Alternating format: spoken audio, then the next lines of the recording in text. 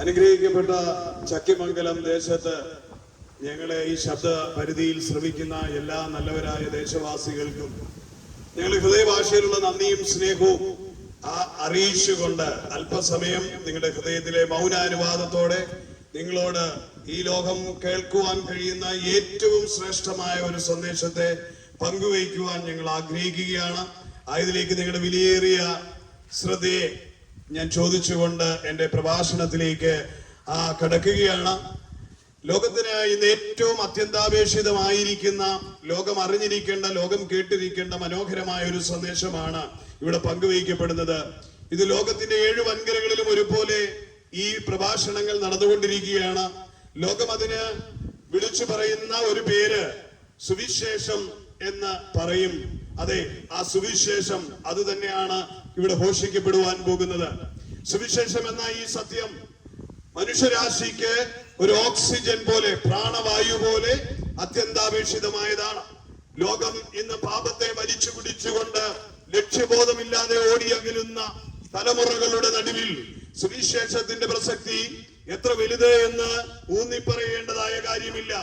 മനുഷ്യജീവിതം അതിസങ്കീർണമായ നിലയിൽ കടന്നുപോയിക്കൊണ്ടിരിക്കുകയാണ്.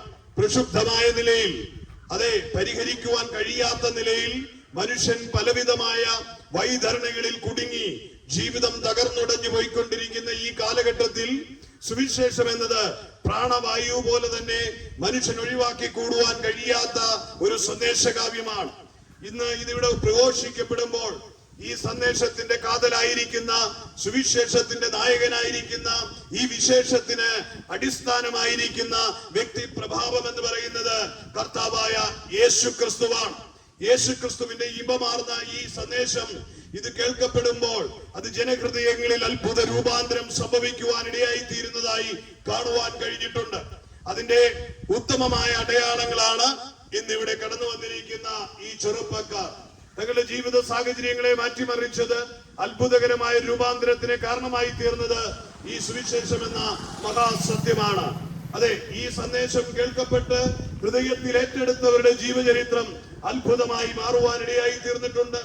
ഈ സന്ദേശം റീ അഡിഷൻ സെന്ററുകൾക്ക് പരിഹരിക്കാൻ പെടാത്ത രീതിയിൽ അടിമത്വത്തിൽ, മയക്കുമരുന്നുകളിൽ പെട്ടുപോയ ജീവിതങ്ങൾക്ക് രൂപാന്തരം നൽകുവാൻ, തകർന്നുടഞ്ഞു പോയ, പ്രതീക്ഷയേറ്റുപോയ ജീവിതങ്ങൾക്ക് പ്രത്യാശ നൽകി ജീവിതത്തിലേക്ക് ഒരു മടങ്ങിവരവിന് ഈ സന്ദേശം ഇടയായി തീർന്നിട്ടുണ്ട്. അതുകൊണ്ട് ഇന്ന് ഈ സന്ദേശം ഇവിടെ ഉയർത്തി കാട്ടപ്പെടുമ്പോൾ ഭവനാങ്കണങ്ങളിൽ, തെരുവുകളിൽ എവിടെയൊക്കെയോ ഇരുന്ന് നിങ്ങൾ ഇത് ശ്രദ്ധിക്കുന്നുവെങ്കിൽ ഇന്ന് നിങ്ങളുടെ ശ്രദ്ധ ഈ സന്ദേശത്തിലേക്ക് തരുമ്പോൾ അത് നിങ്ങളുടെ ജീവിത ചരിത്രത്തിൽ ഒരു നാഴികക്കല്ലായി പോകാൻ തീരുന്ന, നാഴികക്കല്ലായി മാറുവാൻ കഴിയുന്ന ഒരു സന്ദേശമാണ് എന്ന് മറന്നു പോകരുത്. അതേ പ്രിയമുള്ളവരെ, വളരെ വേഗത്തിൽ എന്റെ വിശ്വാസ സംഹിതയായ വിശുദ്ധ ബൈബിളിനെ അടിസ്ഥാനപ്പെടുത്തിക്കൊണ്ട് 2-3 വാക്യങ്ങൾ പറഞ്ഞ് വളരെ വേഗത്തിൽ ഈ സന്ദേശം അവസാനിപ്പിക്കുവാൻ ഞാൻ ആഗ്രഹിക്കുകയാണ്. ആദ്യമായി ഉയർത്തിക്കാട്ടുവാൻ ആഗ്രഹിക്കുന്നത്, വിശുദ്ധ ബൈബിൾ പറയുന്നു, ഒരുവൻ പോലും നീതിമാനില്ല, എല്ലാവരും പാപം ചെയ്ത് ദൈവത്തിന്റെ തേജസ് നഷ്ടപ്പെട്ടു പോയവരാണെന്ന് വിശുദ്ധ ബൈബിൾ വിളിച്ചു പറയുകയാണ്. അതെ, ബൈബിൾ വിളിച്ചു പറയുന്നു, ഒരുവൻ പോലും നീതിമാനില്ല. എന്നെ കേൾക്കുന്ന മാന്യ സഹോദരങ്ങളെ, നമുക്കെല്ലാവർക്കും തോന്നുന്ന ഒരു കാര്യമുണ്ട്, ഞാൻ ചെയ്യുന്നത് ശരിയാണ്, ഞാൻ പറയുന്നത് ശരിയാണ്. ചിലരുടെ തോന്നല് ഞാൻ മാത്രമാണ് ശരി എന്ന് ചിന്തിക്കുന്ന ഒരു ജനവിഭാഗമാണ് നമ്മുടെ ചുറ്റുവട്ടമുള്ളത്. കുടുംബത്തിൽ ഭർത്താവിന് തോന്നും ഞാൻ പറയുന്നതാണ് ശരി, ഭാര്യയ്ക്ക് തോന്നും ഞാൻ മാത്രമാണ് ശരി, കുഞ്ഞുങ്ങൾക്ക് തോന്നും ഞങ്ങളാണ് ശരി. അതെ, അവരെ അറിവില്ലാത്തവരാണ് മാതാപിതാക്കൾ. ഓരോരുത്തരുടെയും തോന്നലുകളിൽ അവരുടെ കെട്ടിപ്പൊക്കിയ മൂഢലോകത്തെ ചക്രവർത്തിമാരെ പോലെയാണ് ഓരോ വ്യക്തികളും തങ്ങളുടെ ജീവിതം നയിക്കുന്നത്. എന്നെ കേട്ടുകൊണ്ടിരിക്കുന്ന പ്രായോഗിക ജീവിതത്തിൽ പരാജയമടഞ്ഞ ഏതെങ്കിലും വ്യക്തികൾ കേൾക്കുന്നെങ്കിൽ പറയാം, നമ്മളിലെ സ്വയം എന്ന താല്പര്യം, ഞാൻ ശരി എന്നുള്ള ആ തോന്നലുകളെ പൊളിച്ചടുക്കിക്കൊണ്ട് വിശുദ്ധ ബൈബിൾ പറയുക, ഒരുവൻ പോലും നീതിമാനില്ല, എല്ലാവരും പാപം ചെയ്ത് ദൈവ തേജസ് നഷ്ടപ്പെട്ടു പോയവരാ.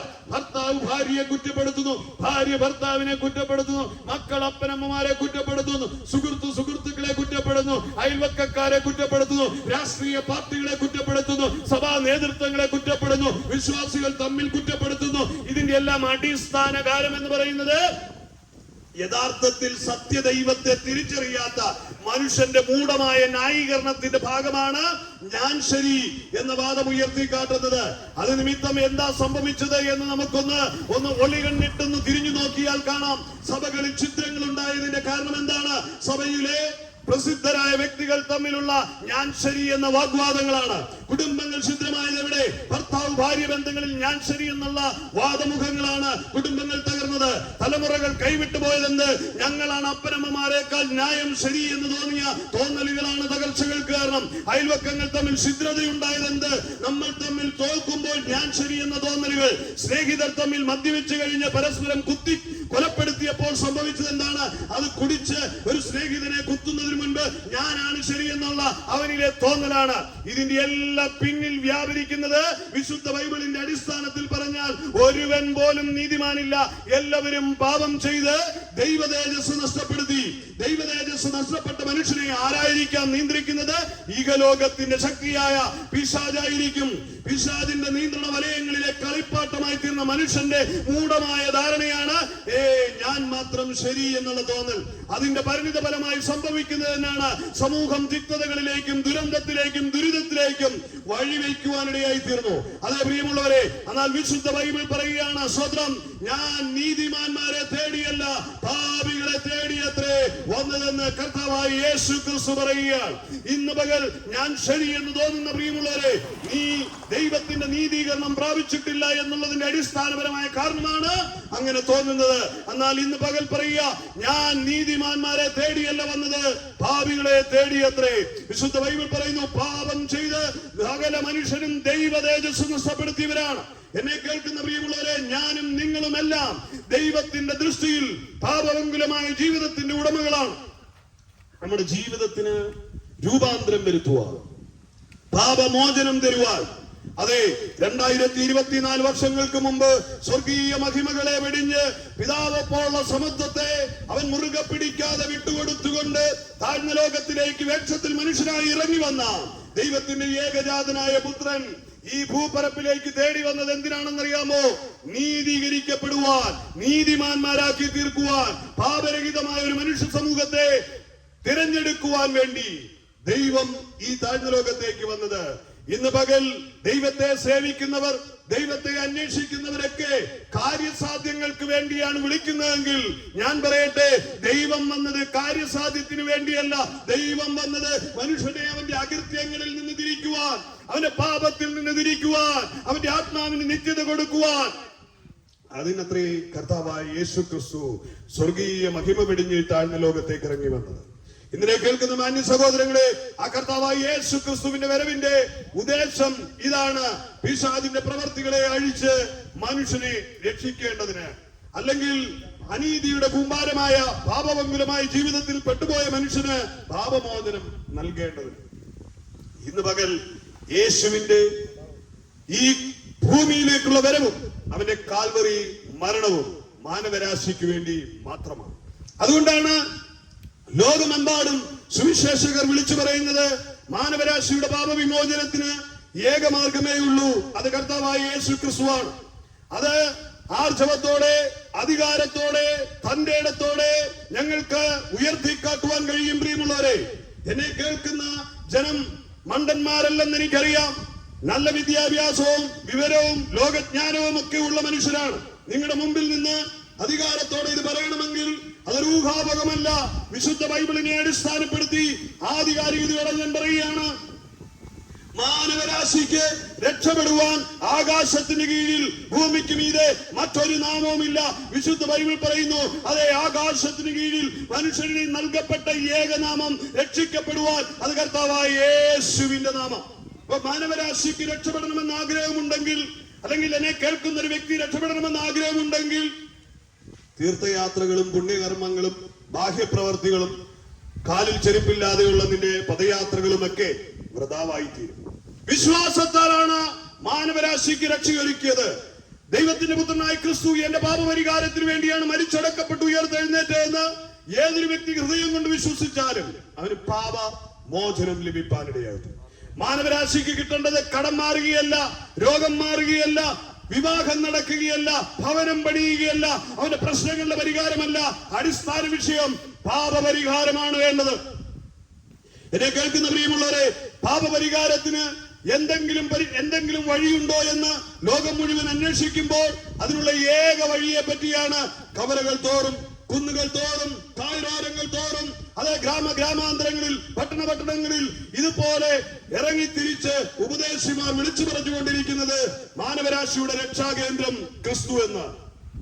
എന്നെ കേൾക്കുന്ന പ്രിയ സഹോദരങ്ങളെ, രക്ഷയ്ക്കായി കാംക്ഷിക്കുന്ന ആരെങ്കിലും ഇന്ന് ഈ ശബ്ദം കേൾക്കുന്നുവെങ്കിൽ നിങ്ങൾക്കുള്ള ദൂതാണ് ഇവിടെ പ്രഖ്യാപിക്കുന്നത്.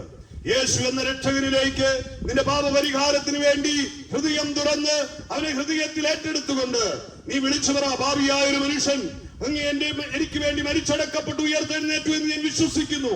എന്റെ ഹൃദയത്തിലേക്ക് അവിടുന്ന് കടന്നു വരണമേ. അതെ, കർത്താവ് നിന്റെ ഹൃദയത്തിലേക്ക് കടന്നു വന്നാൽ നീ നേരിടുന്ന സകല വൈതരണികളിൽ നിന്നും, നീ നേരിടുന്ന സകല ശാപങ്ങളിൽ നിന്നും നിനക്ക് ഉത്തരം കിട്ടാത്ത ആയിരക്കണക്കിന് ചോദ്യങ്ങൾ, എന്തുകൊണ്ട് എന്റെ ജീവിതം ഇങ്ങനെയായി, എന്തുകൊണ്ട് എന്നുള്ള നൂറുകണക്കിന് ചോദ്യങ്ങൾക്ക് ഇന്ന് മറുപടിയായി തീരും. യേശു പറയുന്നു, ഞാൻ നിന്റെ പ്രശ്നപരിഹാരകൻ, ഞാൻ നിന്റെ പാപവിമോചകൻ, ഞാൻ നിന്റെ ആത്മാവിന്റെ നിത്യതയെ തരുന്നവൻ. അതെ മനുഷ്യ, നിന്റെ പരിഹാരകൻ യേശു മാത്രമാണ്. ഇഹലോകത്തിലെ ഒരു ശക്തിക്കും, ഒരു മനുഷ്യ ദൈവങ്ങൾക്കും, പ്രപഞ്ചത്തിൽ കാണുന്ന സൃഷ്ടികൾക്കൊന്നിനും ആരെ ആരാധിച്ചാലും നീ രക്ഷപ്പെടുകയില്ല. എന്നാൽ ഇന്ന് പകൽ ഞാൻ പറയുന്നു, സൃഷ്ടാവിലേക്ക് തിരിഞ്ഞുകൊള്ളുക, മനുഷ്യനെ ഉരുവാക്കിയവരിലേക്ക് തിരിഞ്ഞുകൊള്ളുക. അതേ കർത്താവായ യേശുവിലേക്ക്. അങ്ങനെയുണ്ടെങ്കിൽ ഇന്ന് പകൽ നിങ്ങളുടെ ജീവിതത്തിന് അത്ഭുതകരമായ രൂപാന്തരത്തിന് കാരണമായി തീരും. മാനസാന്തരം ഉണ്ടാകുവാൻ കഴിയും. പരിഹരിക്കാൻ കഴിയാത്ത പ്രശ്നങ്ങൾക്ക് പരിഹാരമായി തീരും. യേശു ക്രിസ്തുവിലൂടെ നിങ്ങൾക്ക് ഈ വലിയ രക്ഷയെ കരസ്ഥമാക്കുവാൻ കഴിയുമെന്ന് ഓർപ്പിച്ചുകൊണ്ട് ഞാൻ എന്റെ വാക്കുകൾക്ക് വിരാമം കുറിക്കുക. അവൻ നീതിമാന്മാരെ തേടിയല്ല, പാപികളെ തേടി വന്നു. അതെ, തിരുവചനം പറയുന്നു, എല്ലാവരും പാപം ചെയ്ത് ദൈവതേജസ് നഷ്ടപ്പെടുത്തിയവരാണ്. ഇന്ന് പകൽ പാപത്തിന്റെ പരിണിത ഫലമായ തിക്തതകളിൽ കടന്നുഴലുന്ന ജനത്തിന് വിമോചനത്തിനായി യേശുവിലേക്ക് ഹൃദയം തിരിക്കുവാൻ ക്ഷണിച്ചുകൊള്ളുക. നിന്റെ രോഗത്തിന്, പാപഗ്രസ്തമായ ജീവിത ശൈലിയിൽ നിന്ന് ഉടലെടുത്ത രോഗത്തിന്, മദ്യപിക്കുന്ന സഹോദര, കരൾ തകർക്കപ്പെട്ടെങ്കിൽ പാപഗ്രസ്തമായ ജീവിതത്തിന്റെ പരിണിത ഫലമാണ്. എന്നെ കേൾക്കുന്ന ജീവിതമേ, ധൂർത്തടിച്ചുള്ള ജീവിതത്തിന്റെ പരിണതഫലമായി കടഭാരത്തിൽ കുടുങ്ങി ആത്മഹത്യയിൽ നിൽക്കുന്നെങ്കിൽ പാപത്തിന്റെ പരിണതഫലമാണ്. വ്യക്തിബന്ധങ്ങൾ കലഹ നിമിത്തം ഉടഞ്ഞു പോയെങ്കിൽ, കുടുംബജീവിതം തകർന്നു പോയെങ്കിൽ പാപത്തിന്റെ പരിണിതഫലമായി അരിഷ്ടിതാവസ്ഥ സൃഷ്ടിച്ച അതിന്റെ പരിണിതഫലമാണ് കുടുംബ തകർച്ചകൾ. ഇന്ന് പകലെന്നെ കേൾക്കുമ്പോ ആ പാപത്തിൽ നിന്നൊരു വിമോചനത്തിന്, ഒരു നീതീകരണം ആഗ്രഹിക്കുന്നെങ്കിൽ ക്രിസ്തു യേശുവിലേക്ക് ഹൃദയത്തെ തിരിക്കുക. യേശു ക്രിസ്തുവിന്റെ രക്തം സകല പാപവും പോക്കി നിന്നെ ശുദ്ധീകരിക്കുമെന്ന് വിശുദ്ധ ബൈബിൾ വിളിച്ചു പറയുക. ഇന്ന് ഈ പകൽ ആ യേശു ക്രിസ്തുവിന്റെ രക്തം നിന്നെ നീതീകരിക്കുമെന്ന് അറിഞ്ഞുകൊണ്ട് ഹൃദയം യേശുവിനായി തുറന്നു കൊടുക്കുക. പാപമോചനം പ്രാപിക്കുക, രക്ഷയെ പ്രാപിക്കുക. കർത്താവായ യേശു ക്രിസ്തുവിൽ വിശ്വസിച്ചാൽ നീയും നിന്റെ കുടുംബവും രക്ഷ പ്രാപിക്കുമെന്ന് വിശുദ്ധ ബൈബിൾ ആലേഖനം ചെയ്തിരിക്കുക പരിശുദ്ധാത്മാവിനാൽ. എന്നെ കേൾക്കുന്ന പ്രിയമുള്ളവരെ, നിന്റെ കുടുംബം രക്ഷ പ്രാപിക്കുവാൻ, വ്യക്തിപരമായ ജീവിതം രക്ഷ പ്രാപിക്കുവാൻ, നിത്യജീവൻ പ്രാപിക്കുവാൻ യേശുവിലേക്ക് തിരിയുവാൻ ആഹ്വാനം ചെയ്തുകൊണ്ട് ഞാൻ എന്റെ വാക്കുകളെ ഇവിടെ കുത്തിടുകയാണ്. അവനെ കൈക്കൊണ്ട് അവന്റെ നാമത്തിൽ വിശ്വസിക്കുക. യേശു എനിക്ക് വേണ്ടി മരിച്ചു, അടക്കപ്പെട്ടു, ഉയർത്തെഴുന്നേറ്റു എന്ന് ഹൃദയം കൊണ്ട് വിശ്വസിച്ച് നീതിക്കായി നാവുകൊണ്ട് ഏറ്റുപറഞ്ഞ് യേശുവിനെ രക്ഷകനായി സ്വീകരിക്കുക. അങ്ങനെ നിത്യജീവന്റെ അവകാശിയായി പ്രിയമുള്ളവരെ നിങ്ങൾക്ക് തീരുവാൻ സാധിക്കും. ഇതിവിടെ തൊണ്ടകീറി പറയുന്നതിന് പിന്നെ കാരണം എന്താന്ന് ചോദിച്ചാൽ, കാലം സമീപിച്ചിരിക്കുകയാണ്. മാനസാന്തരപ്പെട്ടുകൊള്ളണം, സുവിശേഷത്തിൽ വിശ്വസിക്കണം. എന്തുകൊണ്ടെന്നാൽ കർത്താവായ യേശു ക്രിസ്തുവിന്റെ വാനപ്രത്യക്ഷത അതിവിദൂരമല്ലാത്ത കാലം നമുക്ക് മുൻപിൽ ഇഹലോകം കാണാൻ പോകുന്ന ആ മഹാസംഭവം സമാഗതമായിരിക്കുക. ലോക അടയാളങ്ങൾ വിളിച്ചു പറയുക, രാജ്യങ്ങൾ തമ്മിലുള്ള കലഹങ്ങൾ, ജാതിയോടെ എതിർക്കുന്നത്, അപ്പനമ്മമാർ മക്കൾ തമ്മിലുള്ള ഭിന്നതകൾ, അതെ ലോകത്തിലേക്ക് കർത്താവ് പറഞ്ഞ അടയാളങ്ങൾ പ്രത്യക്ഷമായിരിക്കുക അവന്റെ വരവിന്റെ. ആകയാൽ എന്റെ കർത്താവ് വരുമ്പോൾ ചേർത്ത് കൊള്ളപ്പെടുവാൻ ആഗ്രഹിക്കുന്ന ആരെങ്കിലും ഇനി ശബ്ദം കേൾക്കുന്നെങ്കിൽ, മതം നിന്നെ രക്ഷിക്കത്തില്ല, തത്വശാസ്ത്രങ്ങൾ നിന്നെ രക്ഷിക്കത്തില്ല, നിന്റെ സമ്പത്ത് നിന്നെ രക്ഷിക്കത്തില്ല, നിന്റെ ആരോഗ്യവും ജ്ഞാനവും നിന്നെ രക്ഷിക്കത്തില്ല. എന്നാൽ യേശു ക്രിസ്തുവിലേക്ക് നീ തിരിഞ്ഞാൽ നിന്റെ ആത്മാവിന് നിത്യത ഉണ്ടാകും. ഇന്ന് ഈ പകൽ ഞാൻ ഇവിടെ എന്റെ വാക്കുകൾ അവസാനിക്കുമ്പോൾ പറയട്ടെ, അവൻ മേഘാരൂഢനായി വേഗം, അവൻ മേഘപ്രത്യക്ഷതയിൽ അവൻ വരുന്ന കാലം സമീപിതമായിരിക്കുകയാണ്. മേഘാരൂഢനായി ദൂതർ സൈന്യത്തോടൊപ്പം എന്റെ രാജാവ് എഴുന്നള്ളും. പ്രിയമുള്ളവരെ, കാഹളം ധരിക്കുമ്പോൾ ആ ശബ്ദം കേട്ടുകൊണ്ട് പുനരുദ്ധാനം പ്രാപിക്കണമെങ്കിൽ, രൂപാന്തരം പ്രാപിക്കണമെങ്കിൽ, അതെ, മരിച്ചവർ ക്ഷണനേരത്ത് ഉയർത്തെഴുന്നേക്കും. ജീവനോടിരിക്കുന്ന നമ്മൾ കണ്ണിമിക്കൽ സമയം രൂപാന്തരപ്പെടുമെന്ന് വിശുദ്ധ ബൈബിൾ പറയുന്നു. ആ സുപ്രസാദത്തിനായി, സുപ്രസാദ സമയത്തിനായി, ദിനത്തിനായി കാത്തിരിക്കാം. ഒരുങ്ങിക്കൊള്ളുക. വേഗത്തിൽ നിന്റെ രക്ഷകനെ ഹൃദയത്തിൽ ഏറ്റെടുത്തുകൊള്ളുക എന്ന് ആഹ്വാനം ചെയ്ത് എന്റെ വാക്കുകൾക്ക് വിരാമം കുറിക്കുന്നു. കർത്താവ് ഈ ദേശത്തെ അനുഗ്രഹിക്കട്ടെ. God bless you. ഹല്ലേലൂയ. ഇത്രയും സമയം ഞങ്ങളെ ശ്രവിച്ചുകൊണ്ടിരുന്ന ഈ ദേശവാസികൾക്ക് യേശുക്രിസ്തുവിന്റെ നാമത്തിൽ നന്ദി അറിയിച്ചു കൊള്ളുന്നു.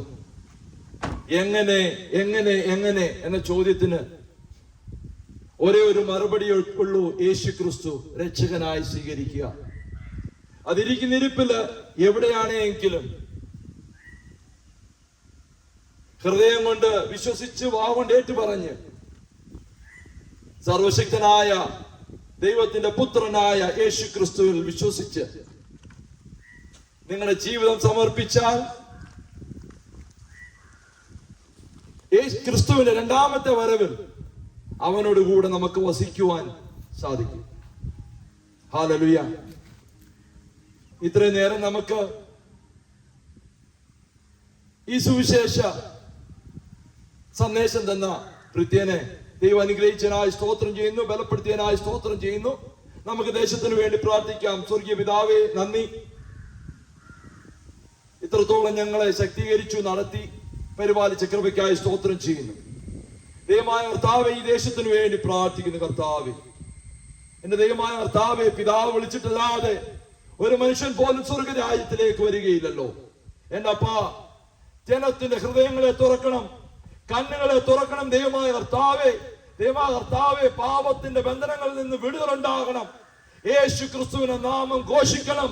യേശു ക്രിസ്തു രാജാതി രാജാവായിട്ട് പ്രഖ്യാപിക്കുവാൻ എന്റെ ദൈവമേ, ഈ ജനത്തെ ഒരുക്കണമേ എന്ന് അങ്ങയോട് ഞങ്ങൾ അപേക്ഷിക്കുകയാണ്. ദൈവമായ കർത്താവേ, ഈ ദേശത്തിന്റെ അന്ധകാര ശക്തികള്, വാഴ്ചകൾ, അധികാരങ്ങള് യേശു ക്രിസ്തുവിന്റെ നാമത്തിൽ ഞങ്ങൾ ദൈവത്തെ ശാസിക്കുകയാണ്.